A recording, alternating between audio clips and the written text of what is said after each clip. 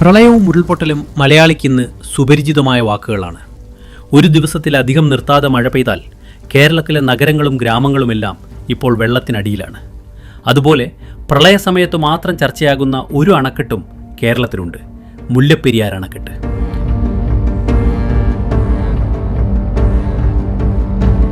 ഇടുക്കി ജില്ലയിലെ പീരുമേട് താലൂക്കിൽ കുമിളി പഞ്ചായത്തിലാണ് ഈ അണക്കെട്ട് സ്ഥിതി ചെയ്യുന്നത്. തമിഴ്നാട് അതിർത്തിയിലെ ശിവഗിരി മലകളിൽ നിന്നുത്ഭവിക്കുന്ന മുല്ലയാർ നദിക്ക് കുറുകെ പണിതിരിക്കുന്ന അണക്കെട്ടാണ് മുല്ലപ്പെരിയാർ. കേരളത്തിലാണെങ്കിലും തമിഴ്നാടിന് പാട്ടത്തിന് കൊടുത്ത ഒരു അണക്കെട്ടാണിത്. 999 വർഷത്തേക്കാണ് കേരളം തമിഴ്നാടിന് പാട്ടത്തിന് കൊടുത്തത്. മുല്ലപ്പെരിയാർ അണക്കെട്ടിൽ ശേഖരിക്കപ്പെട്ടിരിക്കുന്ന ഒരു നിശ്ചിത വീതം വെള്ളം തമിഴ്നാട്ടിൽ ജലസേചനത്തിനും വൈദ്യുതി നിർമ്മാണത്തിനുമാണ് ഉപയോഗിക്കുന്നത്. അണക്കെട്ടിൽ നിന്നും വെള്ളം തമിഴ്നാട്ടിലേക്ക് പെൻസ്റ്റോക്ക് പൈപ്പുകൾ വഴിയാണ് കൊണ്ടുപോകുന്നത്. അണക്കെട്ടുമായി ബന്ധപ്പെട്ട് ഏറെക്കാലങ്ങളായി രണ്ട് സംസ്ഥാനങ്ങൾ തമ്മിലുള്ള തർക്കം നിലനിൽക്കുന്നുണ്ട്. 1961 വെള്ളപ്പൊക്കത്തോടുകൂടിയാണ് യഥാർത്ഥത്തിൽ ഈ അണക്കെട്ടിൻ്റെ സുരക്ഷയെ ചൊല്ലിയുള്ള വാദങ്ങളും എതിർവാദങ്ങളും ഉയർന്നു വന്നത്. സുർക്കി മിശ്രിതം ഉപയോഗിച്ച് നിർമ്മിക്കപ്പെട്ട ഈ കാലപ്പഴക്കം ചെന്ന അണക്കെട്ടിന് ശക്തമായ ഒരു വെള്ളപ്പാച്ചിലിനെ പ്രതിരോധിക്കാൻ കഴിയില്ല. അതുകൊണ്ട് തന്നെ അണക്കെട്ടിൻ്റെ താഴ്വരയിൽ താമസിക്കുന്ന ജനങ്ങൾക്ക് ഈ അണക്കെട്ട് ഒരു സുരക്ഷാ ഭീഷണിയാണ്.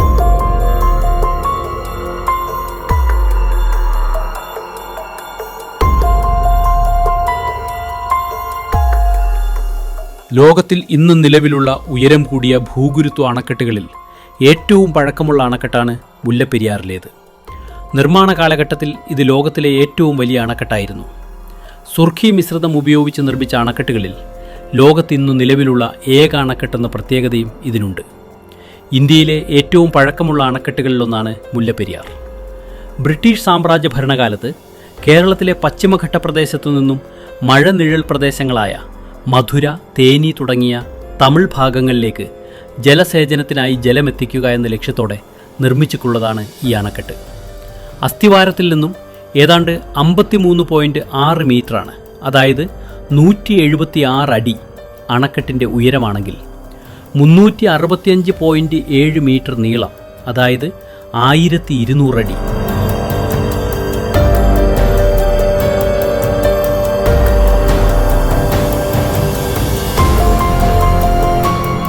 അണക്കെട്ട് നിലനിൽക്കുന്നത് കേരളത്തിൻ്റെ സ്ഥലത്താണെങ്കിലും അതിൻ്റെ നിയന്ത്രണം തമിഴ്നാടിൻ്റെ കൈവശമാണ്.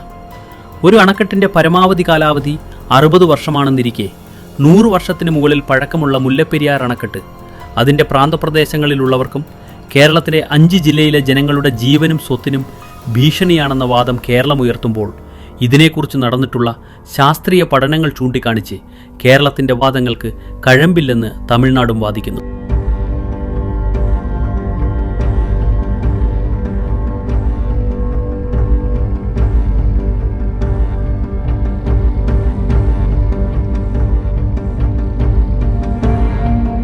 രണ്ടായിരത്തിൽ പദ്ധതി പ്രദേശത്തുണ്ടായ ഭൂമികുലുക്കത്തോടുകൂടിയാണ് കേരളത്തിൻ്റെ ആശങ്കകൾ വർദ്ധിച്ചത്.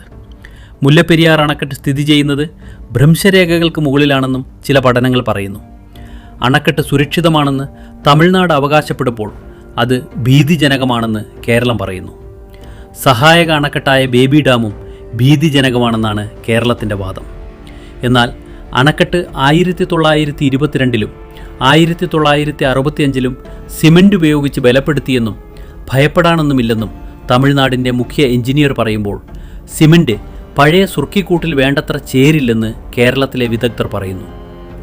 1902 തന്നെ അണക്കെട്ട് നിർമ്മാണത്തിൻ്റെ പ്രധാന കൂട്ടായ ചുണ്ണാമ്പ് വർഷം 30.48 ടൺ വീതം നഷ്ടപ്പെടുന്നുണ്ടായിരുന്നെന്നും ഇപ്പോൾ അത് അനേകം ഇരട്ടിയായി വർദ്ധിച്ചിട്ടുണ്ടാകുമെന്നുമാണ് കേരളത്തിൻ്റെ വാദം.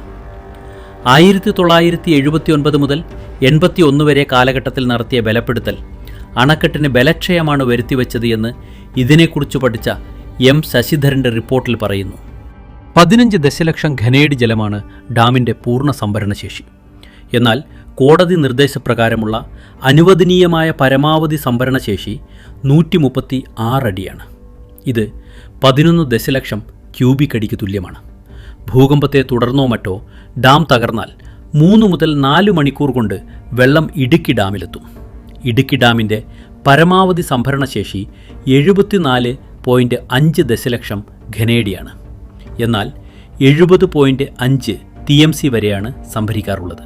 അതായത് മുല്ലപ്പെരിയാർ ഡാം തകർന്നാൽ ഒഴുകിയെത്താവുന്ന 11.2 ദശലക്ഷം ഘനയടി ജലത്തിൽ 10 ദശലക്ഷം ഘനയടി ജലത്തെയും ഉൾക്കൊള്ളാൻ ഇടുക്കി ഡാമിന് കഴിയും.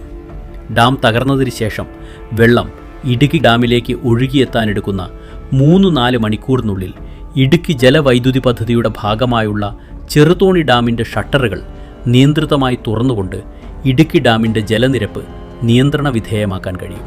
ചെറുതോണി ഡാമിന് മുകൾ ഭാഗത്ത് 5 പ്രധാന ഷട്ടറുകളും താഴെ 2 ചെറിയ ഷട്ടറുകളുമാണുള്ളത്. ഓരോ പ്രധാന ഷട്ടറുകളിലൂടെയും മിനിറ്റിൽ 25,760 ഘനയടി വെള്ളം പുറത്തേക്ക് ഒഴുക്കാനാവും. ഇതോടൊപ്പം താഴെ ഭാഗത്തുള്ള ജനങ്ങൾക്ക് അപകട ഭീഷണി നൽകുകയും ചെയ്താൽ ഗുരുതരമായ ഭവിഷ്യത്തുകളെ ഒഴിവാക്കാൻ കഴിയും. 66 ചതുരശ്ര കിലോമീറ്റർ വിസ്തീർണമുള്ള ഇടുക്കി ഡാം നിറഞ്ഞുവരാൻ 3 മുതൽ 6 വരെ മണിക്കൂറുകൾക്കുള്ളിൽ 7 ഷട്ടറുകളിലൂടെയും പൂർണ്ണതോതിൽ ജലം പുറന്തള്ളിയാൽ കൂടുതലായുള്ള 1.2 ദശലക്ഷം ഘനയടി അധിക ജലം ഒഴുക്കിക്കളയാൻ ബുദ്ധിമുട്ടില്ലെന്നാണ് കണക്കുകൂട്ടൽ. എന്നാൽ ഇടുക്കി ഡാമിലെ ജലനിരപ്പ് നിലവിലുള്ളതിലും കൂടുതലായിരിക്കുമ്പോഴാണ് ദുരന്തമെങ്കിൽ സ്ഥിതി ഇതിലും ഗുരുതരമാകും. മുല്ലപ്പെരിയാർ തകരുന്ന പക്ഷം ഒഴുകിയെത്താനിടയുള്ള മണ്ണും കല്ലും മരങ്ങളും മറ്റും ഇടുക്കിയുടെ സംഭരണശേഷി ഗണ്യമായി കുറയ്ക്കാനും സാധ്യതയുണ്ട്. കൂടാതെ മരങ്ങളും മറ്റും ഒഴുകിവന്ന് ഷട്ടറുകളിലൂടെയുള്ള ജലപ്രവാഹത്തിന് തടസ്സമുണ്ടായാൽ പുറന്തള്ളുന്ന ജലത്തിൻ്റെ അളവ് കുറയുകയും ചെയ്യും. മറ്റൊരു സാധ്യത മുല്ലപ്പെരിയാർ അണക്കെട്ട് തകർന്നാൽ കുതിച്ചെത്തുന്ന വെള്ളവും മരങ്ങളടക്കമുള്ള മറ്റവശിഷ്ടങ്ങളും ഇടുക്കി അണക്കെട്ടിന് ഭീഷണിയാകുന്നത് സംബന്ധിച്ചാണ്. മുല്ലപ്പെരിയാർ അണക്കെട്ട് ഒന്നാകെ തകരുകയാണെങ്കിൽ 50 അടി ഉയരത്തിലാണ് വെള്ളം ഇടുക്കി അണക്കെട്ടിലേക്ക് കുതിച്ചെത്താൻ സാധ്യത. ഈ ഭാഗത്തുള്ള വള്ളക്കടവ്, വണ്ടിപ്പെരിയാർ, മ്ലാമല, ചപ്പാത്ത്, ഉപ്പുതറ, അയ്യപ്പൻ കോവിൽ പ്രദേശങ്ങളിലെ 70,000 പേരുടെ ജീവനാണ് ഇതുമൂലം അപകടത്തിലാകുക. ഈ ആഘാതത്തിൽ ഇടുക്കി അണക്കെട്ട് തകർന്നാൽ താഴെയുള്ള 11 അണക്കെട്ടുകളും തകരാം.